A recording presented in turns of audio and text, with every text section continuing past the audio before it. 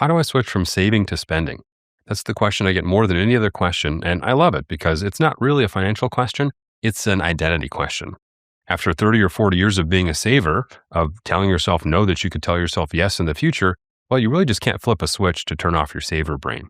So today I want to give you a brand new way to think about retirement spending. It's a mental accounting framework and it's really simple, and I've never seen anybody else on YouTube talk about it. I'm calling it half for me and half for you. And at the end of this video, you'll have a new way to start spending in retirement while still playing nice with the side of our brain that still wants to save money. If you're new to the channel, my name is Benjamin Brandt. I've been a retirement planner for almost 20 years, and I want to help make your retirement even better. Now, if your portfolio is $500,000 or a few $1,000,000, and the idea of pulling money out makes your skin crawl, well, you're not broken and you're not weird. You are, statistically speaking, completely normal, and I'll prove it to you. EBRI, the Employee Benefit Research Institute, ran a study tracking what retirees actually did with their money over the first 20 years of retirement. And the pattern that they found was really interesting, but not surprising to anybody that works with super savers. The more they saved, the less they spent. So retirees who saved under $200,000, well, they spent down about a quarter of their assets over 18 years. Retirees with between $200,000 and $500,000, about the same, they spend out about 27%. But the wealthiest group of retirees who had saved $500,000 or more, at the median, they spent down only 11.8% of their assets. Over 20 years, almost no drawdown at all. And the kicker in this study, about 1/3 of retirees finished retirement with more money than they started with. I'll say it again, after 20 years of retirement, 1/3 of those folks had grown their portfolios, not because they hit it big on scratchers or they inherited a bunch more money. They had more because they couldn't bring themselves to spend it. Now, if that sounds like you, if you've been retired for a few years and your portfolio is actually bigger than the day you walked out of the office, well, you are the rule, not the exception. The super saver brain that you spent 40 years building is not broken. It's doing exactly what we designed it to do. The problem is retirement is the one chapter in life where that training works against you. What got you here won't get you there or wherever we're going, right? The thing that got us here is our super saver brain. And I want to pause and pay homage to that part of our brain, right? Give it its respect, give it its flowers, because we would not be here without it. So thank you, super saver brain. But I'm about to show you some statistics that if we let that part of our brain keep driving throughout our entire retirement, we will almost certainly die with regret. We are on a path to double or even quintuple our total wealth while telling ourselves, no, we can't afford it the entire way. And I don't want that for you in your retirement. And that's why I'm pitching you these new ideas, because we still have time to learn some new skills and make our retirements even better. All right, real quick before we get deeper into this framework, if this is the kind of stuff you want more of, my free weekly newsletter is called This Week in Retirement. And every Thursday, I curate the best resources from retirement creators that I really respect and Kevin Lum. And if you're interested, the link is in the description or visit thisweekinretirement.com. So the real reason we needed a new mental model is because we can't outsmart our super saver brain. We can't therapy our way out of it, right? After 4 decades of practice, saving is written into the folds of our brain. So instead of fighting it, well, what if we just worked with it? So here's the setup. Most of you watching this YouTube video have some version of a balanced portfolio, a mixture of stocks and bonds. So according to Financial Samurai's aggregation of Vanguard's historical returns going all the way back to 1926, basically 100 years, 100% stock portfolio has averaged about 10.3% per year. An 80-20 portfolio, 80% stocks and 20% bonds, has averaged just under 10% at 9.8. 70-30 portfolio has averaged 7.4, and the classic 60-40 portfolio that we all know and love has averaged about 9.1%. Now, different sources are going to give you slightly different numbers depending on the data and the timeline and what's the underlying portfolio that we're talking about, but you're going to see something in this range pretty consistently. So whatever your portfolio mix is, your long-term expected return based on those portfolios is somewhere between 9 and 10%. Now, here's the plan. Instead of trying to shut off the super saver side of your accumulator brain, which again is probably not going to happen, at least not yet anyway, what if we split that expected return right down the middle? Half for me and half for you. Now, the you and me in this example are the same person. This is simply the internal dialogue between your saver brain and your spender brain. Now we've got here a 60-40 portfolio. If we expect a 9.1% rate of return, we simply split that in the middle. 4.5% for my super saver brain and 4.5% for my spender brain. And you can find your portfolio the closest thing to it here. You basically take your anticipated rate of return again and split it in half. It's pretty simple. Again, half is what we spend. That's the for me part. That's the trips and the grandkids and the new kitchen and all the bucket list experiences. The other half stays in the portfolio. It keeps growing and it keeps compounding. Half for your spending brain, half for your saving brain. Splitting our expected returns in half allows us to satisfy the part of our brain that's been saving for a rainy day for the last 40 years. Because if you're a super saver, that voice probably isn't going away anytime soon, But I will share some tips about working on that in a moment. But in the meantime, instead of fighting it, what if we play nice? What if we say, hey, accumulator brain, look, half of our return is still piling up. We're still being responsible, and we haven't gone soft in our old age.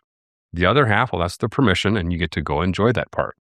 I want to show you something that I think is really interesting. Look at what happens when we split these expected returns in half. And again, this isn't an accident.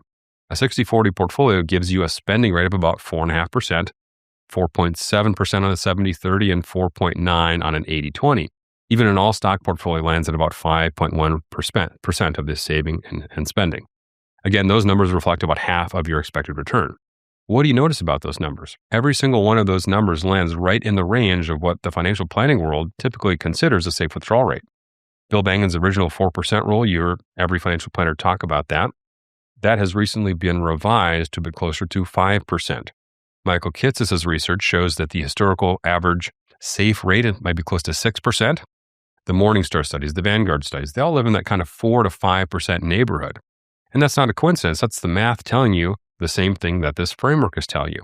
Spending roughly half of what you expect your portfolio to return is sustainable and defensible and mathematically reasonable as a way to live in retirement.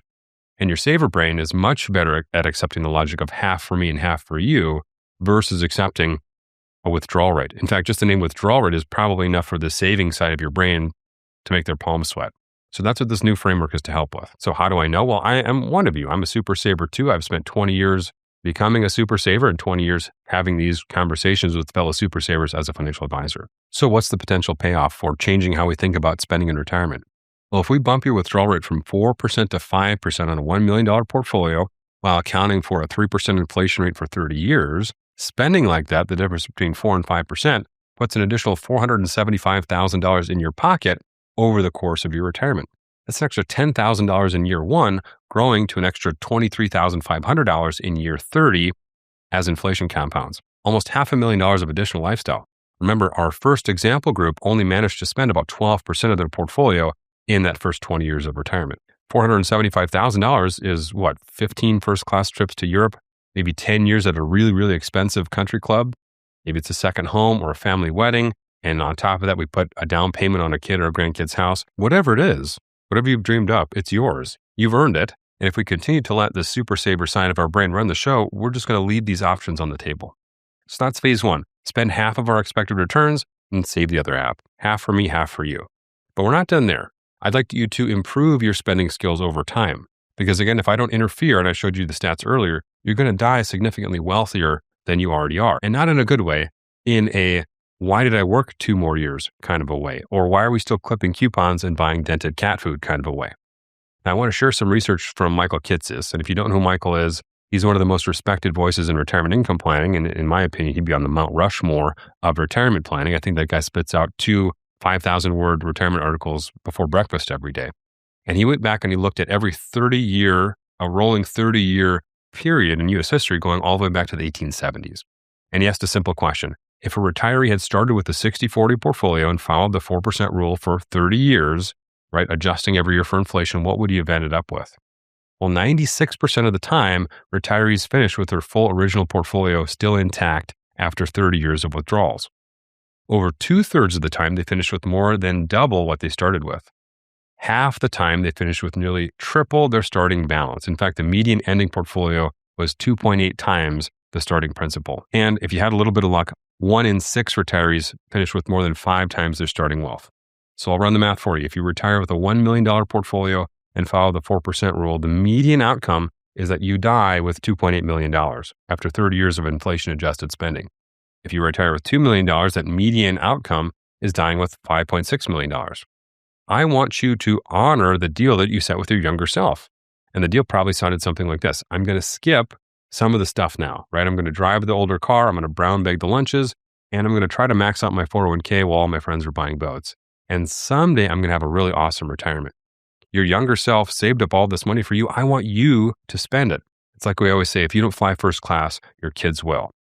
Now, if this is heading home, if you've looked at your portfolio and realized that you've maybe built more than you need, and you don't know how to give yourself permission to use it, well, this is exactly what we're trying to help with inside of our retiree blueprint. We work with super savers, people who have built a serious portfolio and now need to figure out how to actually retire to something, not just from a job. We model your specific portfolio, your specific tax situation, Social Security, investments, all the stuff that you would expect. And we build a plan for you that tells you what you can actually spend without your super saver brain staging a coup. So click the link in the description and apply when you're ready. So half for me and half for you is step one. That's the training wheels. It teaches your super saver brain that you can actually spend money without breaking anything. But step two is where the real fun happens. Step two is learning how to spend more than 4 or 5%. Once you've practiced half for me and half for you for a year or two, and you've proven to yourself that the world didn't end, now let's talk about raising the floor. Maybe next year you go from 4.5% to 5, or from 5 to 5.5, whatever that would be. Maybe you adopt a full guardrail strategy. The math gives you the room. Now, the data we looked at says it's not only possible, but most retirees barely make a dent in their portfolios, let alone spending it all. Your portfolio is statistically begging you to spend more. But here's the tricky part. If I give you permission to spend more, if I handed you a withdrawal strategy that said, hey, go ahead and spend 7% this year, well, most of us wouldn't know what to spend it on. Spending is a skill, and you've not been practicing that skill for 40 years because you've been in saving mode. So here's how you fix it. I want you to make small commitments of time, money, or energy. The idea is really simple. Make a tiny bet on something that you think you might enjoy. That could be anything. It could be a weekend trip, or a class, or a new hobby. Maybe you have dinner at somewhere a little nicer than you usually do. A standing tea time with friends, learn a new language, learn an instrument, whatever it would be. You make a small bet, you go and do that thing, and you gather some data. And then you ask yourself, how did it make you feel? Did you like it? Did you hate it? And here's the fun part. All data is good data. If you tried something and you loved it, great. Now we get to invest a tiny bit more time, money, or energy in that direction and see if we can like that thing even more. If you tried something and you hated it, well, that's also great. Now we know not to do that thing anymore and reallocate that time into something else. You can't get this wrong. The only way to lose this game is if you don't play. Now, if you're sitting there thinking, Ben, I have no idea what I could even start with. Well, here's my favorite part. Think about your current career or the career that you just left. What did you really like about it? Not the paycheck, not the title or the health insurance, the day-to-day stuff. Maybe it's working as a team, right? There'd be some camaraderie that you'd miss once you leave. Maybe it's completing projects, that satisfaction of finishing something that you've started. Maybe it's mentoring younger people and just passing along what you know. Maybe it's something more simple and more social, the coffee talk, the water cooler talk, casual relationships, whatever it is. Whatever it ends up being, that's your clue. Because whatever you loved about your career is the thing that we can now intentionally create in retirement. If you love teamwork, what about joining a rec sports league, right? Get on the nonprofit board of some sports league or volunteer somewhere with a team structure. If you love completing projects, what if we started woodworking or renovating a room in your house or someone else's house or planting a garden or writing a book? If we love mentoring, we could coach or we could teach or we could tutor. We could join SCORE, S-C-O-R-E, and advise small business owners. If you love social stuff, you could find your third place, the coffee shop, the gym, right? You could volunteer at the Humane Society or something like that where you see the same people every week. The career that you spent 30 or 40 years building is full of clues about what you actually enjoy. And most retirees walk away from their work without even asking that question about what should I bring with me when I leave. Don't be most retirees, right? Identify the part that you loved and then intentionally go rebuild those parts in your retirement. With your time, your money, and your energy, we're rebuilding things in our post-career life. The whole point of saving was to never die with the biggest portfolio on the block. The point was to give you options and let you enjoy your life. And those options only matter if you actually do something with them. That's how you build an even better retirement. Thanks for watching.